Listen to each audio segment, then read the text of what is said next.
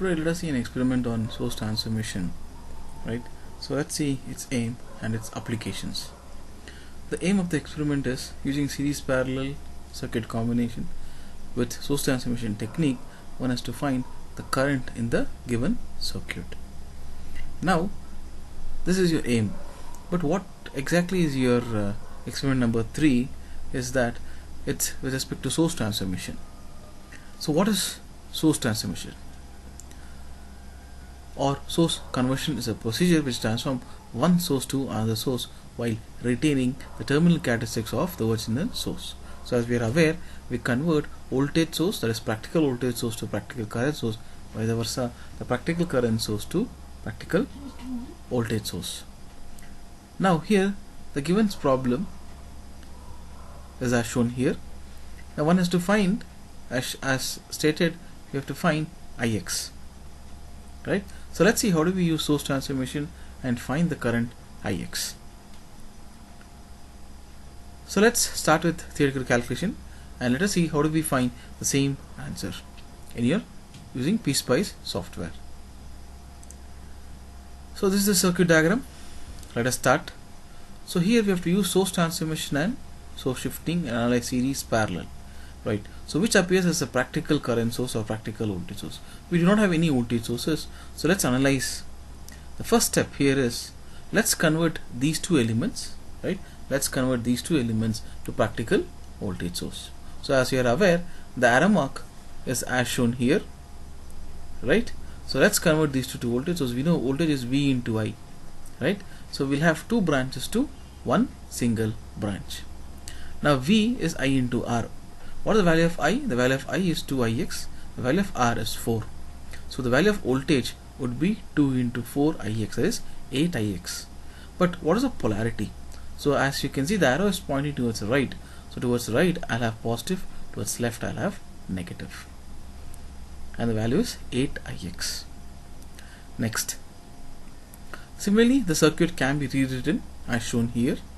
I repeat, the circuit can be written as shown in this diagram here, right?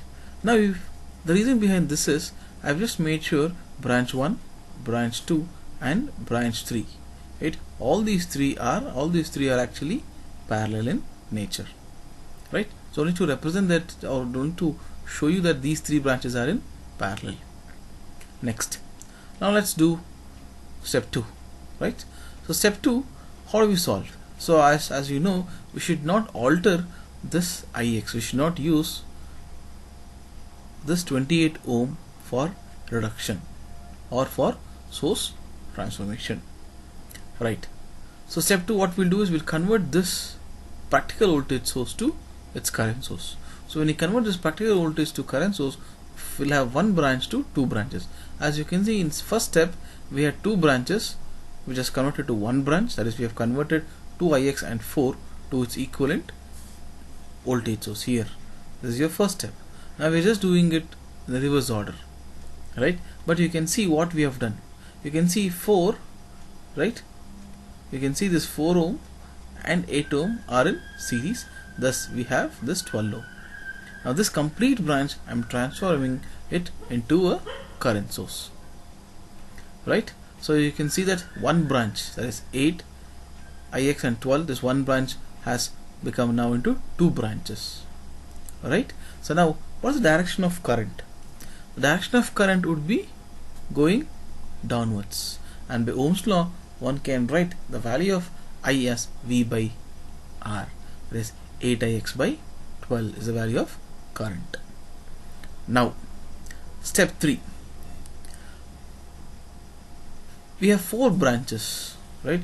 So for example, branch number 1, 2, 3, 4.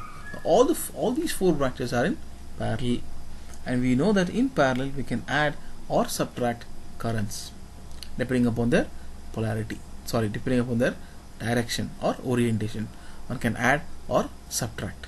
Now in this case, I hope you know that we have to subtract as the orientations are in opposite directions. Thus when we subtract, we know that there are two ways, either A minus B or B minus A. So here we can assume, but at the end, after assumption, you should know how do you mark the polarity. Now here what I'm doing is I want you to analyze and just think before I proceed to say the answer, that am I subtracting from which. So the right answer is I'm subtracting from 12, and thus I've written the polarity of 12, and I write the equation as 12 minus 8ix by 12. Right? So now let's go to the next slide. So step 3, this is your step 3, where we had 12 minus 8ix by 12. Right? So now using current divider, one can find the value of ix as, by current divider, ix is equal to 12 minus 8ix by 12, that is main current into opposite resistance divided by the sum of the resistance. So solving this, we get the theoretical answer as, I hope you can calculate this step by step. Right? So when we solve, I'm getting the answer as ix as 3 amperes. So the value of current is 3 amperes using source transformation. So source transformation and source shifting, what we have to do, we have to reduce the circuit as simple as possible. Thus you should try and apply either KVL to one or two loops, probably one loop, right, and or by voltage divider and current divider, or by Ohm's law. One has to try to solve. So this is your theoretical calculation. The value of current Ix for the given circuit is 3 amperes. Now, circuit connections in PSPICE. So this is your circuit diagram which is given. Before going into your PSPICE, let us see how do we actually connect it. Okay, because whenever you have a dependent source, it is little difficult to analyze how do we connect. So probably one or two problems when you solve in PSPICE, you should be capable of solving any other problems on your own. So let's try to understand how do we actually connect your dependent sources. So how do we take the values? Rest all parameters will be explained shortly. So let us see that you have taken the components, you have labeled you have valued the elements. Okay, how are you supposed to do that? We'll see that shortly, but let us see how do we actually connect it in PSPICE. Now you can see this bottom line, it's connected to 12, 28 and 8. So similarly we have to connect 12, 28 and 8 with a wire. Similarly here you can see that at the top we have connected, between 8 and 4. Let us connect this 2ix later. So here you can see I have connecting between 8 and 4 ohms. Similarly 12 and 28, and now 28 and 4. You can see here connected between 28 and 4. Similarly let's connect here between 28 and 4.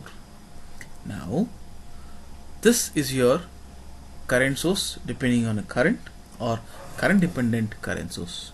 But what is 2? 2 is actually your gain. I'll be more here I would not explain what exactly is 2, how one has to enter the values.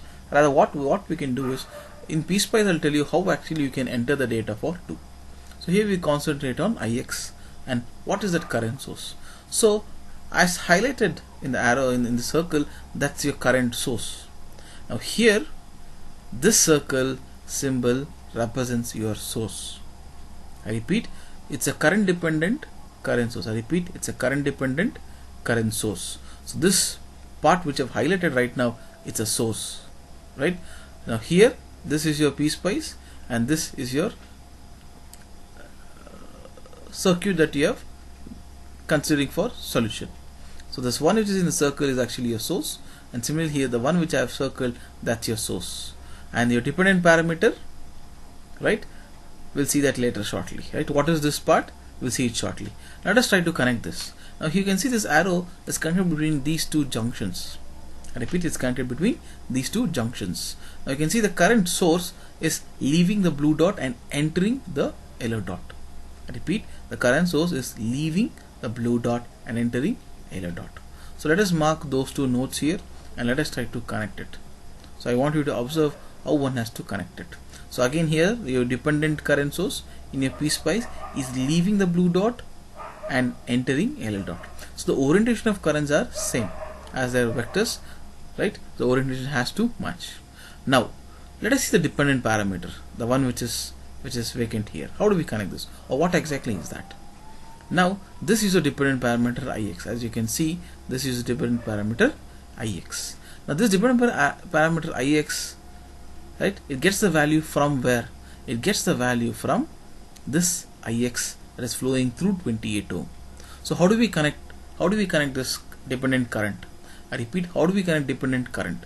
So one knows the current has to be always in series, right? The ILF current should be in series, right? Or you can say that an ammeter has to be always connected in series.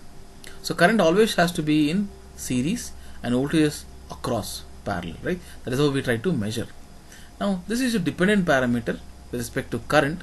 So the current flowing through 28 influences your current source, right? Let us say if Ix is 1 ampere, your dependent current source is 1 into 2 amperes.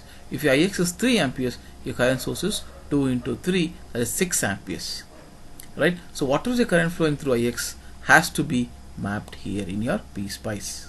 And kindly see the orientation of Ix, it's going down. I repeat, the orientation of current source, I repeat, the orientation of dependent current source is going right, but the orientation of Ix as shown here in a circuit diagram, it's going downwards. Then how do we connect? Let's see here. So this orientation and this orientation should match in your PSPICE, right? So let's see how do we connect. I repeat, these two orientations should match. So how do we connect current source? Has to be in series. So cut this wire which you have already connected, right? Cut the wire that you have already connected and the orientation should match. Then how do we connect? I want you to observe here.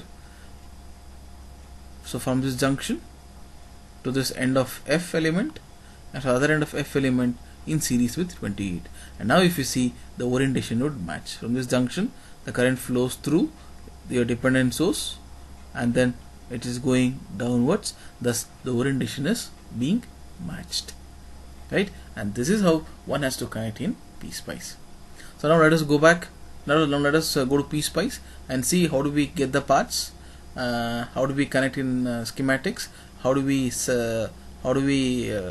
all setting has to be done to get your output, right? Now, so this is not the only way how do we connect. So I want you to analyze the other way of connection also, right? You can pause the video and try to analyze what is the other way of connecting for this Ix. So let me show you that. Now you can see I'm removing at the bottom, right? And I have to match the orientation. So from here I would connect to this end of F and other end of F I'll connect anywhere on this line. So either the first connection that I've shown or the second connection, both are valid, right? So still current is flowing in the same orientation, that is current is coming from this blue junction to this bottom wire. Current is going downwards only. So these are the only two ways how you can connect your Ix. Okay, so now let us move on to simulation in PSPICE. Now what are the components required? Now as seen in the diagram, you need resistance. How many? 1, 2, 3. So the part name is R, either small r or capital R in your PSPICE. IDC, what is IDC? That's your independent current source. Independent DC current source, that's known as IDC. I does not stand for independent, it stands for current source. If I have a voltage source, it is known as VDC. Okay, and this F is your part name mentioned for current source depending on current or current dependent current source. We need one component. Similarly, EG and D, it's your part name for ground. Okay, for your DC circuits. AG and D is for your analog DC circuits. How many we need? We need one. So without your common ground point, you cannot simulate in your PSPICE. Now let us see here how do we simulate, and then later on we'll see the results whether they are matching with your theoretical calculations or not. Remember your theoretical calculations, the value of Ix was 3 amperes. So let's see how do we simulate.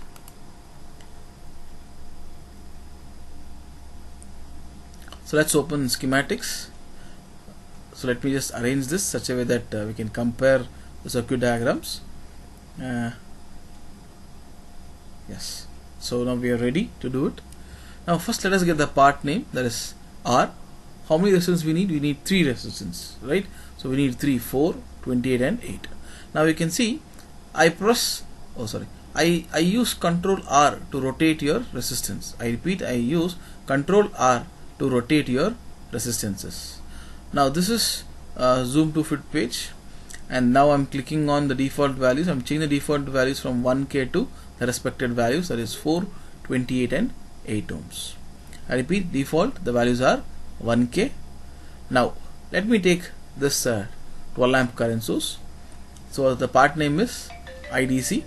As I type IDC, you can see the current orientation by default is downwards. So let me rotate it. I'll plus twice. It rotates anti-clockwise. I want you to observe it rotates anti-clockwise, and I'll place it. I'm placing it parallel to this 28 ohm. Now the next part name is F. Right. So F is your current dependent current source. As told, the one in the circle is your source, and the one which is not encircled is your dependent parameter. Next, EG ND. Let us zoom to fit page. Now let us rearrange this.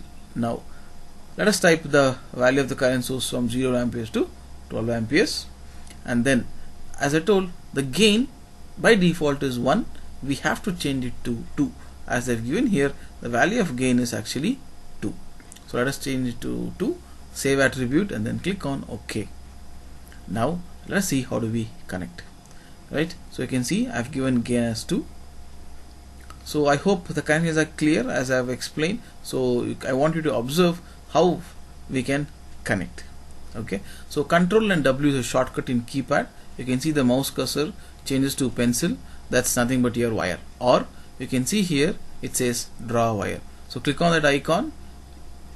So make a click, arrange yourself neatly and make connections. The connections are made as per as we have discussed in the previous slides. Right? So I want you to observe how am I connecting. So the current is moving towards right. If you have remembered, current was leaving from blue junction and entering from yellow junction. Now how do we connect the dependent current source? Click on that wire and then press delete button. Right, thus we are cutting the wire that we have connected. Now we have to match the same orientation. Now how is the orientation? It is going downwards. You can see the current is still going downwards. So this arrow should match this IX with respect to its orientation. Now the some settings we have to do. So before that, you can let us save the file. So I'm creating a folder by a name. You can have your folder by your name and know the path. And let us save the file with its experiment number. So this is your third experiment. So let us save this as EX-3. Oh, I think I've said as 1. So let us rename it. Let us rename this to EX-3. Right. So now small settings that has to be done here is you have to click transients under setup analysis. So before that, let us select a color for a current probe. So you can take the current probe either from this probe or go to markers and select mark current pin. Now I think you are aware that where you have to place your marker, as I need to find the current from I need to find the current going downwards, so I will be placing the current upwards. Right? Save the file, click on setup analysis and then transients, close, save, then simulate. So as you simulate, you can observe the result. As you can see, the answer is 3 amperes. So click on toggle cursor to get your cursors, that is X and Y axis, and you can see X axis is at 0 at origin and the value is 3 amperes. So as I change the time, as I move on using my left click, at any point of time the value of the magnitude is 3 amperes. So you can see as I change at any point of time, the value of magnitude is 3 amperes. So this is X axis and this is Y axis. So similarly, A2 is one more cursor, so it's not important. It's not important here at this point of time. So now the theoretical calculations and the practical observations both are true. That means we have got 3 amperes theoretically, and we have simulated, and we have got the same answer. Right? So we have simulated, and we have seen that our calculations and PSPICE results both are exactly matching. Right? So this is how one has to solve for a circuit in PSPICE. Thank you.